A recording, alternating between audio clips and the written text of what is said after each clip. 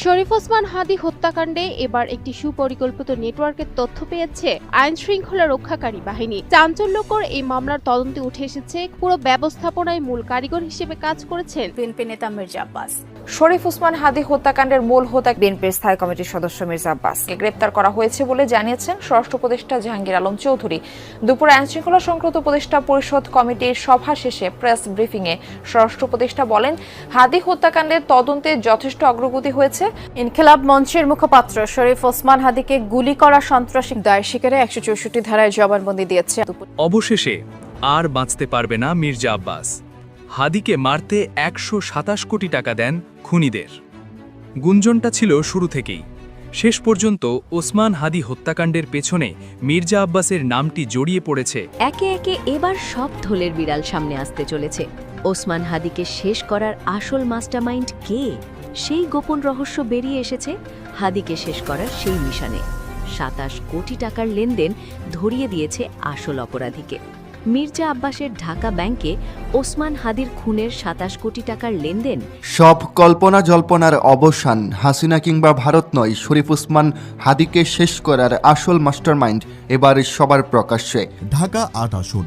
এই আসনটি নিয়ে মির্জা আব্বাসের দীর্ঘদিনের পরিকল্পনা ছিল, কিন্তু সেখানে বড় বাধা হয়ে দাঁড়িয়েছিলেন তরুণ ও জনপ্রিয় নেতা শরীফ ওসমান হাদি। হাদি এই আসনের নির্বাচনে শক্ত প্রস্তুতি নিয়েছিলেন। মির্জা আব্বাসের জন্য তিনি ছিলেন এক বিশাল ভয়ের কারণ। জুলাই যোদ্ধা ওসমান হাদিকে নিখুঁতভাবে প্ল্যান করে মেরে ফেলা হয়েছে এবং এমনভাবে পরিকল্পনা করেছে যে ওসমান হাদিকে মেরে ফেলার পর এই ঘটনায় জড়িত ছিল যারা এবং যারা সহযোগিতা করেছে বা যারা এই ঘটনার মূল মাস্টার মাইন্ড, তারা যে কোনোভাবে যেন ধরা না পড়ে।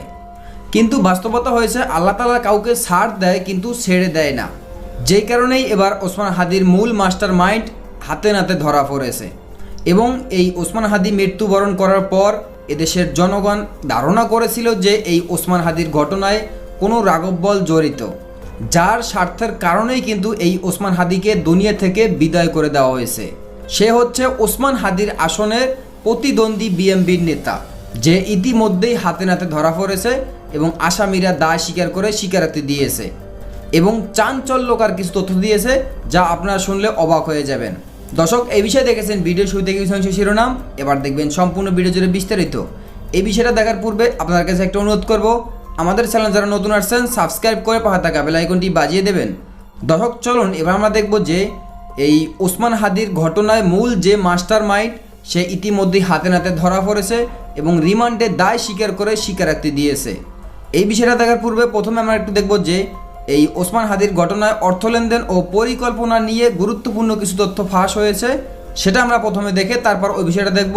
ধৈর্য ধরে একটা লাইক দিয়ে সম্পূর্ণ ভিডিও দেখতে থাকুন। তো নয় যেন বিরাট ধনকুবের। ইনকিলাব মঞ্চের মুখপাত্র শরীফ ওসমান হাদির খুনি ফয়সাল করিম মাসুদের ব্যাংক ব্যালেন্স দেখলে চোখ কপালে উঠবে যে কারো। ব্যাংকে তার 127 কোটি টাকার লেনদেন। শুধু হাদিকে হত্যা করার জন্যই তার অ্যাকাউন্টে ঢুকেছে 2,41,00,000 টাকা। কিন্তু কারা হাদিকে হত্যার জন্য এত টাকা দিল এই শুটারকে? কারা ফয়সাল করিম মাসুদের কোটি টাকার সাম্রাজ্যের পৃষ্ঠপোষক? এসব চাঞ্চল্যকর প্রশ্নের উত্তরই আমরা খুঁজব আজ। আমাদের পরিচিত পৃথিবীতে একটি জীবনের মূল্য অমূল্য, কিন্তু অপরাধ জগতের অন্ধকার গলিতে এই জীবনের দরদাম হয় কয়েকশো কোটি টাকায়। ফয়সাল করিম মাসুদের যে গল্পটি আমরা আজ বলবো সেটি কোনো কাল্পনিক থ্রিলার নয়, বরং আমাদের চোখের সামনে ঘটে যাওয়া এক হাড় হিম করা বাস্তবতা। ফয়সালের মূল পেশা সে ভাড়াটে শুটার, অর্থাৎ সে টাকা নিয়ে মানুষ হত্যা করে।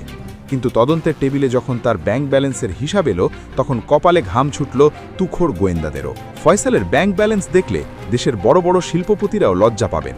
ভাবুন তো, মিশন শুরু হওয়ার আগেই পেমেন্ট ক্লিয়ার, টার্গেট কে হবে তা চূড়ান্ত করার আগেই ব্যাংক অ্যাকাউন্টের ডিজিটাল সংকেতে ঢুকে পড়ছে কোটি কোটি টাকা। সিনেমার কাহিনীকেও হার মানাবে এই অপরাধের গল্প।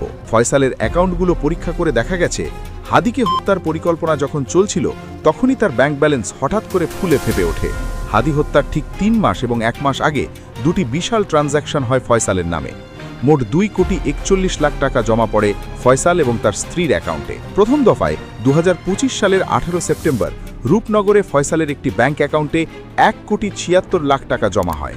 অ্যাকাউন্টটি ছিল এসএমই উইমেন এন্টারপ্রাইজ নামের একটি প্রতিষ্ঠানের নামে। মজার ব্যাপার হলো, নামে উইমেন এন্টারপ্রাইজ হলেও এই প্রতিষ্ঠানের মূল হর্তাকর্তা ছিল ফয়সাল।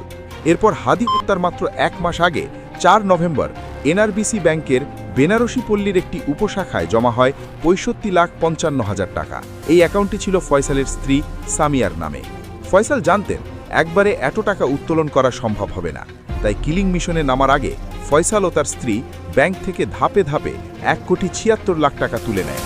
পুলিশ ধারণা করছে এই টাকাই হাদি হত্যার মিশন কমপ্লিটে এবং ফয়সালের আত্মগোপনে ব্যবহৃত হয়েছে। গভীর চতুরতার সাথে মাত্র 65 লাখ টাকা ব্যাংকে রেখে বাকি টাকা ক্যাশ করে নেন ফয়সাল। হাদিকে খুন করার আগে ফয়সাল প্রতিটি পদক্ষেপ ফেলেছে সতর্কতার সাথে। হত্যাকাণ্ডের আগেই সে তার পরিবারকে নিরাপদে সরিয়ে নিয়েছে। স্ত্রীকে নরসিংদীতে, বাবা মাকে কেরানীগঞ্জে এবং বোনকে বিদেশে পাঠিয়ে দিয়ে সে হাদিকে শেষ করার মিশনে নামে। নিজের পরিবারকে নিরাপদে রেখে ধ্বংস করে অন্যের সংসার। যদিও পুলিশ ইতিমধ্যে হাদির বাবা মা ও স্ত্রীকে গ্রেফতার করতে সক্ষম হয়েছে, কিন্তু একটি খুনের ঘটনাতে ফয়সালের অপরাধ শেষ নয়। ফয়সাল করিম মাসুদের কালো টাকার সাম্রাজ্য আরও অনেক বিস্তৃত। একজন সাধারণ মানুষের ব্যাংক অ্যাকাউন্ট থাকে সর্বোচ্চ 2টি বা 3টি, কিন্তু এই ব্যক্তির জাল কত গভীরে ছিল তা কল্পনা করতে পারেন? মাত্র একজন ব্যক্তির নামে দেশের 14টি নামি দামি ব্যাংকে সচল ছিল 53টি অ্যাকাউন্ট। হ্যাঁ, ঠিকই শুনেছেন, ফয়সাল 53টি ব্যাংক অ্যাকাউন্ট ব্যবহার করত। 2017 থেকে 2025 এই 8 বছরের সংক্ষিপ্ত সময় তার এসব অ্যাকাউন্টে লেনদেন হয়েছে 127 কোটি টাকা। একজন খুনির হাতে 100 কোটি টাকার লেনদেনের এই অবিশ্বাস্য রহস্য চিন্তায় ফেলে দিয়েছে সিআইডি সহ সকল গোয়েন্দা সংস্থাকে। গোয়েন্দারা ফয়সালের কুকীর্তি খুঁজতে যত গভীরে গেছেন, ততই বেরিয়ে এসেছে এক অন্ধকার জগতের ব্লুপ্রিন্ট। একজন শুটারের ব্যাংকে 127 কোটি টাকার লেনদেন শুধুই কি খুনের সুপারি, নাকি এর পেছনে লুকিয়ে আছে মানি লন্ডারিংয়ের এমন এক আন্তর্জাতিক সিন্ডিকেট যা আমাদের কল্পনারও বাইরে? একজন শুটারের অ্যাকাউন্টে এত বিশাল অর্থ কখনোই কোনো ভালো উদ্দেশ্যে আসতে পারে না। তাহলে এই টাকার যোগানদাতা কারা? পর্দার আড়ালে বসে কারা ফয়সালের মতো দাবার ঘুঁটি চালছে?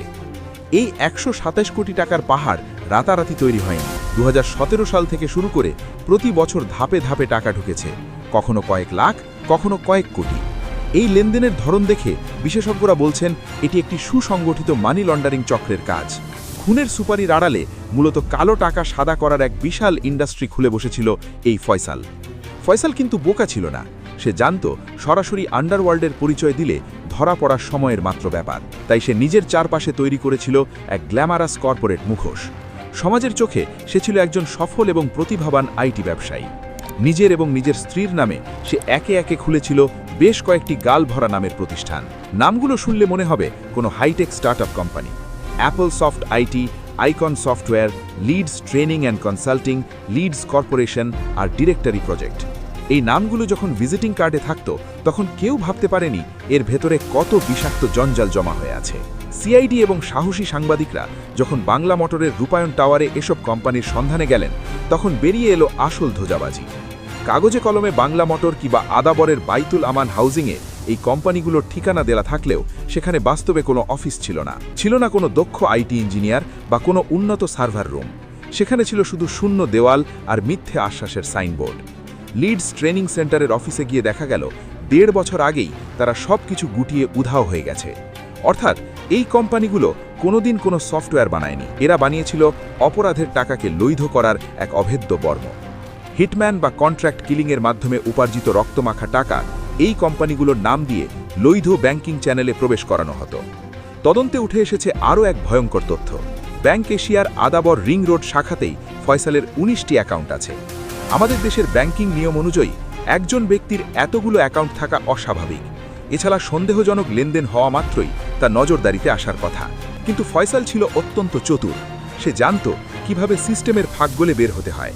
প্রায় কোটি টাকা লেনদেন শেষে এই অ্যাকাউন্টগুলো এখন পরিত্যক্ত হয়ে পড়ে আছে। এই ঘটনা আমাদের দেশের ব্যাংকিং খাতের অব্যবস্থাপনা ও নিরাপত্তার ত্রুটিও চোখে আঙুল দিয়ে দেখিয়ে দিয়েছে। ফয়সাল কিন্তু নতুন কোনো অপরাধী নয়।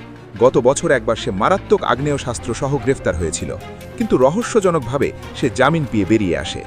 জামিন পাওয়ার পর সে আরও বেপরোয়া হয়ে ওঠে। তার উপর আগে থেকেই গোয়েন্দা নজরদারি ছিল, কিন্তু সে চোখের পলকে সবার নজর এড়িয়ে 127 কোটি টাকার এই বিশাল কর্মযজ্ঞ চালিয়ে গেছে। বর্তমানে সিআইডি ফয়সালের সব ব্যাংক অ্যাকাউন্ট ফ্রিজ বা অবরুদ্ধ করার নির্দেশ দিয়েছে। মানি লন্ডারিং আইনের আওতায় এখন প্রতিটি ট্রানজ্যাকশন কঠোরভাবে যাচাই করা হচ্ছে।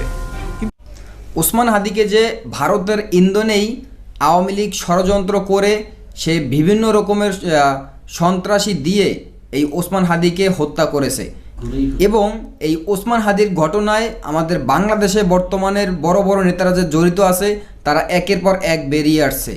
দর্শক, আজকের ভিডিওতে যে বিষয়গুলো নিয়ে দেখেছেন আপনাদের কি মতামত আমাদেরকে জানিয়ে যাবেন এবং আজকের ভিডিও এ পর্যন্ত। নতুন কোনো ভিডিওতে কথা হবে নতুন কোনো বিষয় নিয়ে।